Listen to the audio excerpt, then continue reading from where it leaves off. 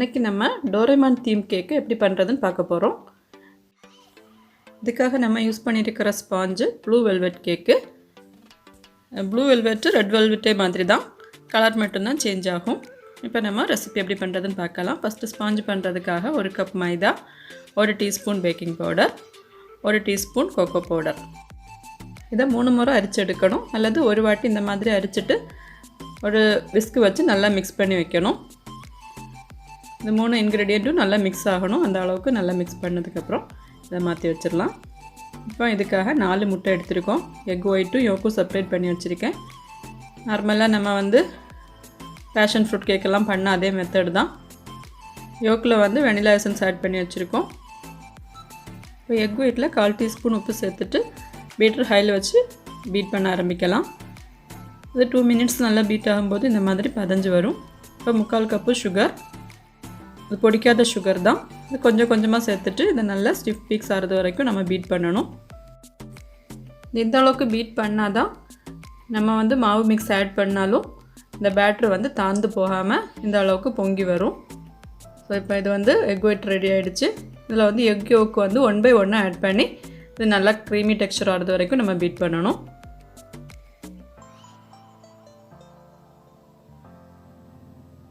இப்போ egg yoke எல்லாமே add பண்ணியாச்சு. இதை நல்லா பீட் பண்ணி நல்லா க்ரீமியாக வரணும். இதுதான் இதோட டெக்ஸ்சர். இப்போ நம்ம பீட்டர் மாற்றிடலாம். இப்போ ஒரு பவுலில் 1/4 cup milk, 1/4 cup sunflower oil, கூடவே நான் பிரைட் ப்ளூ கலர் ஆட் பண்ணியிருக்கேன். ஜெல் கலர் தான், ஒரு 3 ட்ராப் தான் ஆட் பண்ணியிருக்கேன், அதிகமாக கலர் ஆட் பண்ணலை.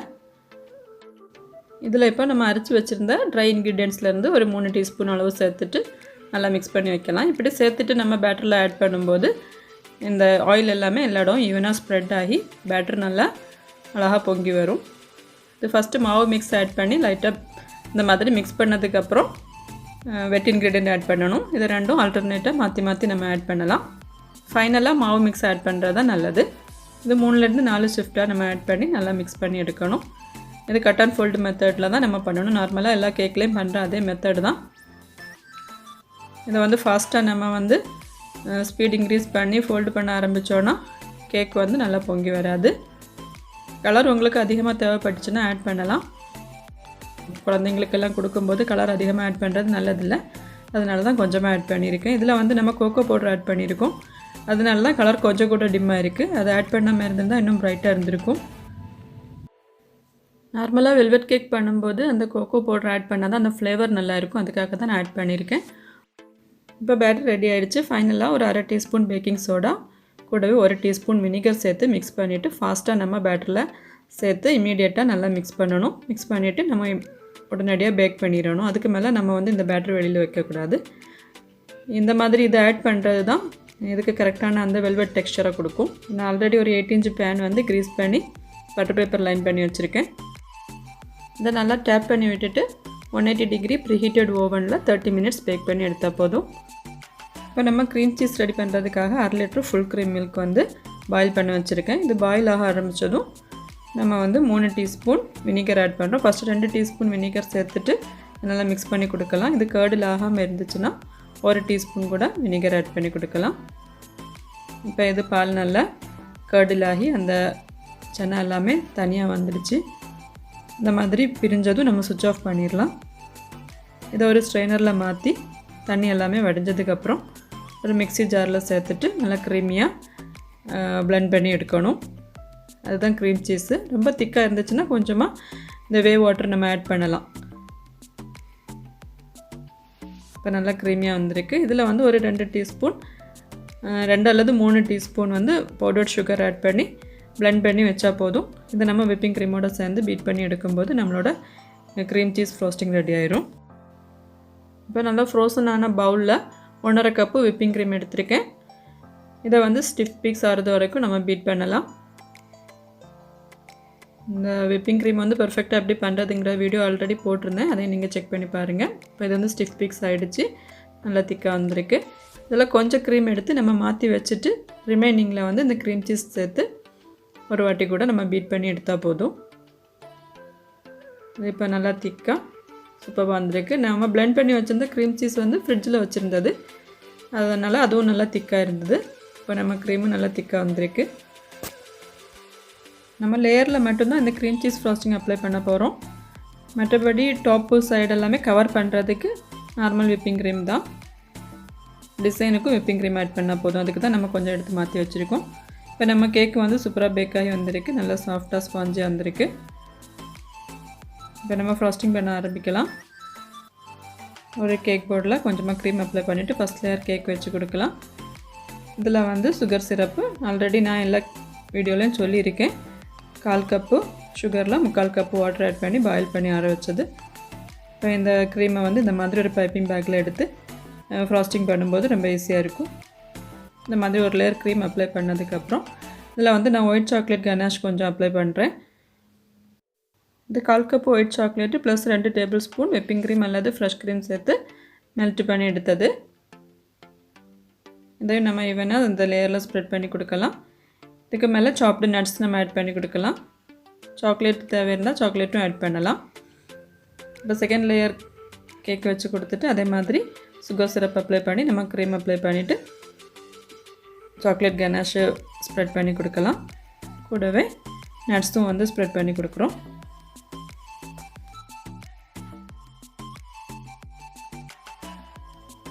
இப்போ ஃபைனல் லேயர் கேக் வச்சுட்டு சுகர் சிரப்பால் வெட் பண்ணி கொடுத்துட்டு க்ரீமால் டாப்பையும் நம்ம சைட்ஸையும் கவர் பண்ணி கொடுக்கணும். ஃபஸ்ட்டு இந்த க்ரம்ஸ் கவர் அவுட் பண்ணுற அளவுக்கு க்ரீம் அப்ளை பண்ணால் போதும். க்ரீம் அப்ளை பண்ணிவிட்டு இது ஒரு பேலட் நைஃப் வச்சு ஸ்ப்ரெட் பண்ணி கொடுக்கலாம். இந்த க்ரம் கோட்டு கம்ப்ளீட் பண்ணதும் ஒரு 20 to 30 மினிட்ஸ் நம்ம ஃப்ரிட்ஜில் வச்சு செட் ஆனதுக்கப்புறம் செகண்ட் கோட்டிங் க்ரீம் அப்ளை பண்ணோன்னா நம்மளோட ஃப்ராஸ்டிங் வந்து கொஞ்சம் கூட நல்லா நீட்டாக வரும். இப்போ ஆல்மோஸ்ட் இது க்ரம் கோட்டிங் ஆகிடுச்சு. இப்போ இதை வந்து நம்ம ஃப்ரிட்ஜில் ஒரு 20 to 30 மினிட்ஸ் வைக்கலாம்.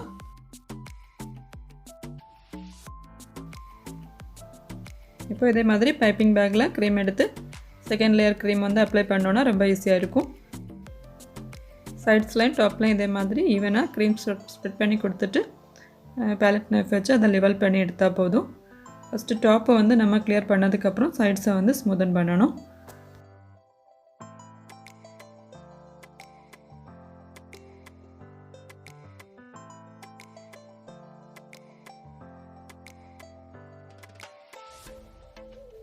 இப்போ டாப்பு வந்து ஆல்மோஸ்ட் லெவல் ஆகிடுச்சு. இந்த சைட்ஸை வந்து நம்ம வந்து கிளியர் பண்ணணும். பேலட் நைஃப் வச்சு அந்த க்ரீம் எல்லா இடமும் இவனாக ஸ்ப்ரெட் பண்ணி கொடுத்ததுக்கப்புறம் ஒரு ஸ்க்ரேப்பர் அல்லது ஒரு கார்டு சிட்டிங் கார்டு அந்த மாதிரி ஏதாவது கார்டு வச்சு நம்ம சைட்ஸை வந்து லெவல் பண்ணி கொடுக்க முடியும். அப்போ வந்து ஸ்டீல் ஸ்க்ரேப்பர் வச்சு தான் 2-3 முறை இந்த மாதிரி ரவுண்ட் பண்ணி எடுத்தாலே போதும், நம்ம சைட்ஸ் வந்து கிளியர் ஆயிரும். இப்போ வந்து டாப்பை திரும்ப நம்ம லெவல் பண்ணணும். இந்த ஃபைனலாக இந்த மாதிரி லெவல் பண்ணும்போது பேலட் நைஃப் வந்து நல்லா க்ளீனாக இருக்கணும். ஒரு வாட்டி இந்த க்ரீமை வந்து லெவல் பண்ணதுக்கப்புறம் அதை வந்து ஒரு டிஷ்யூவாலேயோ அல்லது ஒரு துணி வச்சு தொடச்சிட்டு நம்ம திரும்ப வந்து லெவல் பண்ணணும். இப்போ ஆல்மோஸ்ட் நம்மளோட ஃப்ராஸ்டிங் வந்து ரொம்ப நீட்டாக வந்திருக்கு. இப்போ நம்ம டோரேமான் தீம் பண்ணுறதுக்காக ஒரு ஸ்குவர் இந்த மாதிரி எடுத்துகிட்டு அதோட ஷேப்பை வந்து நம்ம ஃபஸ்ட்டு ட்ரேஸ் பண்ணணும். ஃபஸ்ட்டு நம்ம இதை வந்து நெக்கில் வரக்கூடிய அந்த பெல்ட்டு அதுக்குள்ள லைன் வந்து ட்ரேஸ் பண்ணதுக்கப்புறம் நடுவில் இந்த மாதிரி ஒரு லைன் ட்ரேஸ் பண்ணணும். அதோட ஃபேஸுக்கான ரவுண்ட் இது.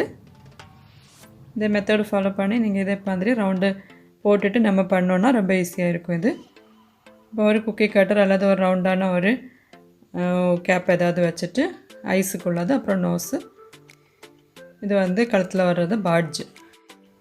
இப்போ நோஸுக்கு கீழே ஒரு 3 லைன் ட்ரேஸ் பண்ணுறோம்.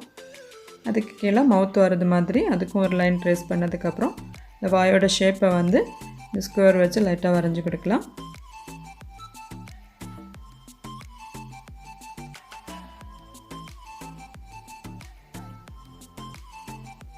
இதுக்குள்ளாடியும் ஒரு லைட்டாக ஒரு ஷேப் வரைஞ்சி இந்த மாதிரி கொடுத்ததுக்கப்புறம் நம்ம பைப்பிங் பேக்கில் ஒயிட் கலர் க்ரீம் தான் ஸ்டார் நோஸில் யூஸ் பண்ணி இதோட ஷேப்புக்கு தகுந்த மாதிரி நம்ம இந்த க்ரீம் வந்து பைப்பிங் பண்ணி கொடுக்கணும். ஃபஸ்ட் நம்ம ஒயிட் பார்ட்டு கம்ப்ளீட்டாக முடித்ததுக்கப்புறம் தான் ப்ளூ அப்ளை பண்ணணும்.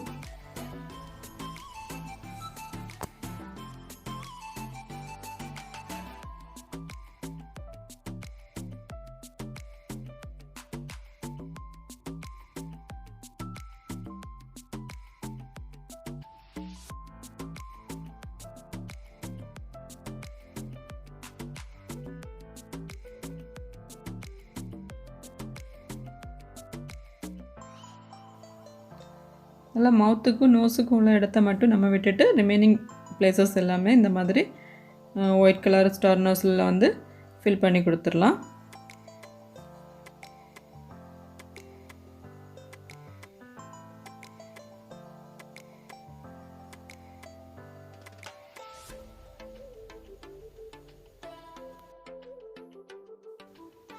இந்த டோரேமான் தீம் கேக் வந்து நிறைய மெத்தடில் நமக்கு பண்ண முடியும்.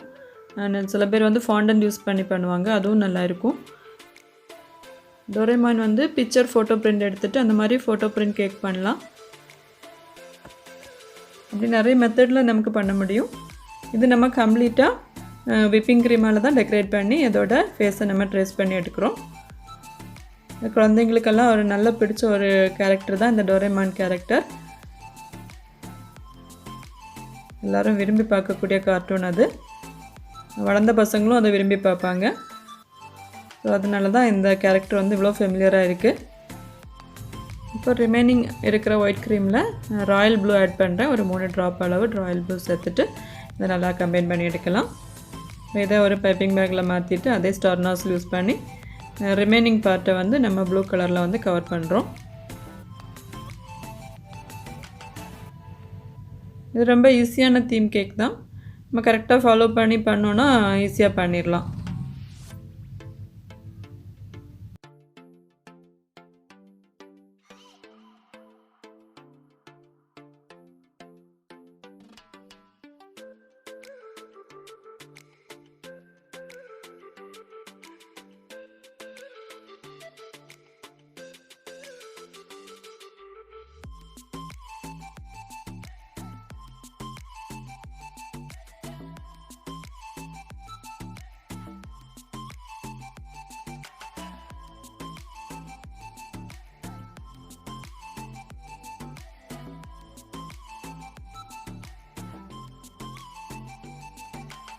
இப்போ ஒரு பைப்பிங் பேக்கில் டார்க் சாக்லேட் கனாஷ் எடுத்திருக்கேன். இது 1/2 cup dark chocolate plus 1/4 cup whipping cream சேர்த்து மெல்ட் பண்ணி எடுத்தது. இதை வந்து ஒரு பைப்பிங் பேக்கில் ஆட் பண்ணி ஆல்ரெடி நம்ம ட்ரேஸ் பண்ணதை வந்து இந்த பிளாக் கலரில் நம்ம மார்க் பண்ணி கொடுக்கலாம்.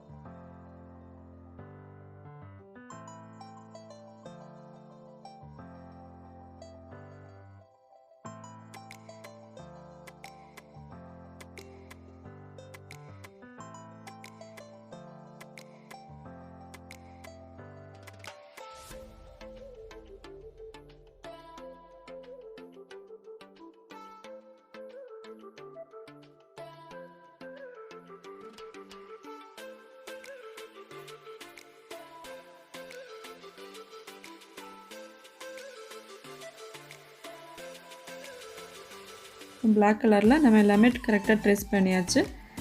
இப்போ நோஸ் வந்து ஃபில்லிங் பண்ணுறதுக்காக நான் வந்து நியூட்ரல் ஜெல் எடுத்திருக்கேன். அதில் வந்து ரெட் கலர் ஆட் பண்ணி அதை ஃபில் பண்ணி கொடுக்கலாம். மவுத்தையும் அதே மாதிரி தான். இந்த நியூட்ரல் ஜெல் வந்து என்ன கலர் வேணாலும் அதில் ஆட் பண்ணி நம்ம இந்த மாதிரி யூஸ் பண்ண முடியும். இந்த ஷாப்ஸில் எல்லாமே கிடைக்கும். வந்து பைப்பிங் பேக்கில் எடுத்து யூஸ் பண்ணும்போது ரொம்ப ஈஸியாக பண்ண முடியும். இந்த நேம் எழுதுறதுக்கும் இந்த ஜெல் வந்து நம்ம யூஸ் பண்ணலாம். இந்த நியூட்ரல் ஜெல் அல்லது இந்த கிளேசிங் ஜெல் வந்து வீட்டிலே நம்ம ப்ரிப்பேர் பண்ண முடியும். அதோட வீடியோ வந்து பேஷன் ஃப்ரூட் கேக்கில் வந்து நான் பண்ணியிருந்தேன். அந்த மெத்தட்லேயும் நம்ம இந்த ஜெல் ப்ரிப்பேர் பண்ணலாம். இப்போ அதே நியூட்ரல் ஜெல்லில் வந்து லைட்டாக எல்லோ கலர் சேர்த்துட்டு அந்த பேட்ஜ் வந்து நம்ம ஃபில் பண்ணி கொடுக்குறோம். நெக்கில் வரக்கூடிய அந்த காலரு.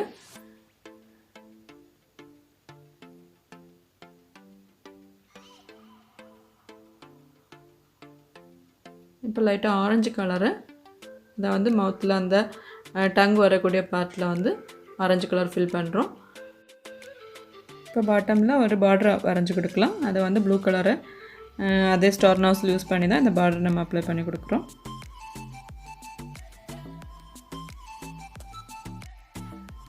அவ்வளோதான், நம்மளோட டோரேமான் தீம் வந்து ஆல்மோஸ்ட்டு ஓரளவுக்கு நல்லா பர்ஃபெக்டாக வந்திருக்குன்னு நினைக்கிறேன். ஸோ இதை பற்றி உங்களோட சஜஷன்ஸ் வந்து எனக்கு தெரியப்படுத்துங்க. இந்த வீடியோ பிடிச்சிருந்துன்னா லைக் பண்ணுங்கள், ஷேர் பண்ணுங்கள். கூடவே பக்கத்தில் இருக்கிற பெல் ஐக்கான் கிளிக் பண்ணுங்கள். தேங்க்யூ.